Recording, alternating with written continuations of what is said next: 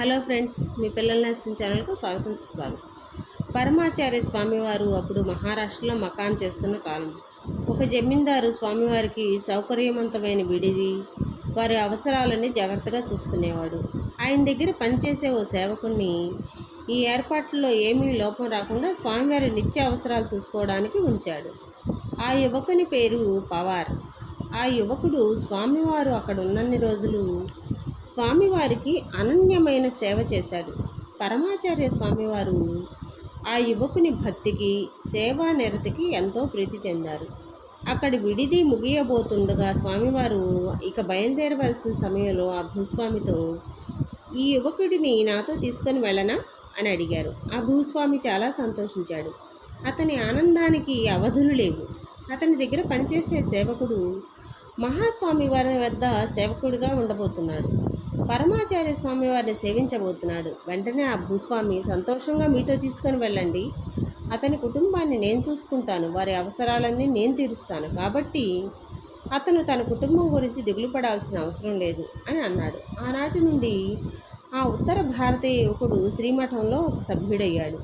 శ్రీమఠం తర్వాతి మకాం ఏ సౌకర్యములు లేని చోటు చేశారు. అది రాత్రి సమయం కావున వంట వండి మఠం సభ్యులందరూ భోజనాలు ముగించారు. అన్నపానాదులు ఎవ్వరికీ లోటు లేకుండా సమృద్ధిగా ఉండాలని మహాస్వామి వారి ఆజ్ఞ. మఠంలో పనిచేసే వారికి ఎవరికి భోజనం తక్కువ కాకూడదు.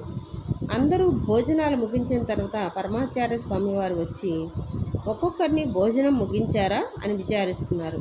అందరూ తిన్నామని చెప్పారు. చివరిగా వారు బయటికి వచ్చి చూస్తే తలుపు దగ్గర పవార్ కాపలా ఉన్నాడు.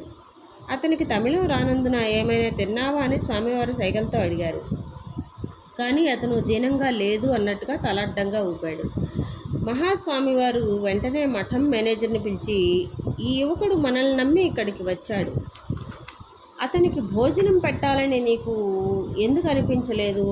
అతను అడగకపోయినా, అతనికి మన భాష రాకపోయినా నువ్వు ఎందుకు అతని గురించి పట్టించుకోలేదు? కనీసం తిన్నావా అని అయినా అడిగావా? మీరందరూ తినేసి వంట వార్పు ఆపేశారు. ఈ నిర్మానుష్య ప్రదేశంలో అతను తినడానికి ఏం జరుగుతుంది అని అడిగారు. స్వామివారు చాలా కోపంగా మేనేజర్ని మందలించారు. తర్వాత మేనేజర్ మహాస్వామివారితో పవార్కు తినడానికి ఏమైనా ఏర్పాటు చేస్తానని చెప్పాడు. కొద్దిసేపటి తర్వాత ఆ వ్యక్తి సైకిల్లో ఒక క్యారేజీతో అక్కడికి వచ్చాడు. ఇంకా అక్కడ గుడారాల్లో వెలుగు కనపడటంతో ఇక్కడికి వచ్చాను అని చెప్పాడు. వారు అతన్ని వివరములు అడుగుగా అతను ఇక్కడికి కొద్దిగా దూరంలో ఉన్న వారికి భోజనం తీసుకొని వెళ్తున్నానని, దారిలో వెళ్తూ స్వామివారిని దర్శించాలని వచ్చానని చెప్పాడు. వెంటనే పరమాచార్య స్వామివారు ఆ వ్యక్తితో పవార్ను చూపిస్తూ, నువ్వు తీసుకెళ్తున్న దాంట్లో కొద్ది ఆహారం ఇతనికి ఇవ్వగలవా అని అడిగారు. అపార కరుణకు సాకార రూపమైన మహాస్వామి వారు తన సేవకుని కోసం ఒక అజ్ఞాత వ్యక్తిని అర్థిస్తున్నారు.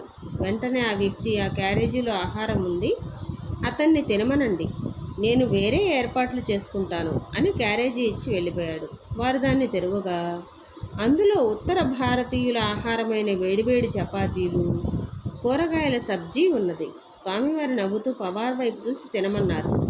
తన కోసం ఇలా ఎవరినో మహాస్వామి వారు అర్థించడం చూసి పవార్ కదిలిపోయాడు. తరువాత ఆ వ్యక్తి ఎప్పుడు మళ్ళా ఆ క్యాంపు వైపుకి రాలేదు. కనీసం అక్కడ వదిలిపెట్టిన క్యారేజీ తీసుకొని వెళ్ళడానికి కూడా రాలేదు. పవార్కు మహాస్వామి వారే ప్రపంచంలా మారిపోయింది. మఠంలో శాశ్వత ఉద్యోగి అయిపోయాడు. పరమాచార్య స్వామి వారి మేనాలోకి వెళ్ళే వరకు అన్నీ తానే సేవించేవాడు, అన్ని అవసరాలను తీర్చేవాడు. కొన్ని సంవత్సరాల తర్వాత పవార్ కుటుంబం స్వామివారి దర్శనానికి కాంచీపురం వచ్చింది. కొన్ని రోజులు ఉండి స్వామివారిని దర్శించుకున్నారు. తరువాత అక్కడ నుండి వారు తిరుమల వెళ్ళి శ్రీనివాసుని దర్శించుకోవాలనుకున్నారు. పవార్ వచ్చి స్వామివారికి వారి కోరిక తెలుపుగా సంతోషంగా వెళ్ళి రమ్మను అని చెప్పారు.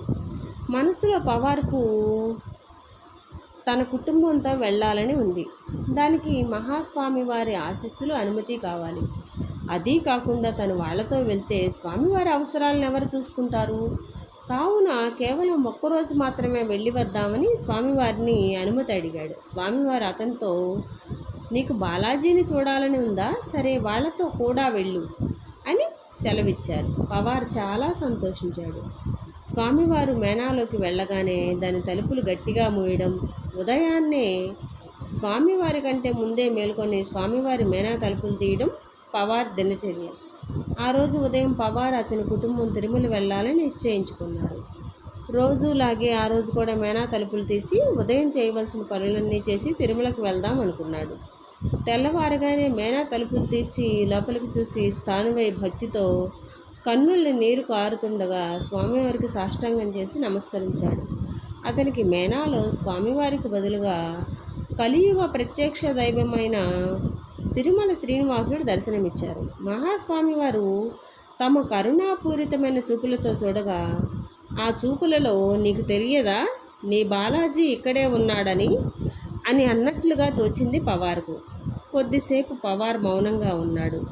చిన్నగా స్వామివారిని చూస్తూ నేను వారితో తిరుమల వెళ్ళడం లేదు అని చెప్పి తన దినచర్యకు ఉపక్రమించాడు. పవార్ తన మనసులో అన్నీ అందించగలిగే దేవుడు ఇక్కడ ఉండగా దేవుని కోసం వేరే చోట వెతకడం ఎందుకు అనుకున్నాడు. స్వామివారికి ఎవరిని ఎప్పుడు ఎక్కడ ఎలా అనుగ్రహించాలో బాగా తెలుసు.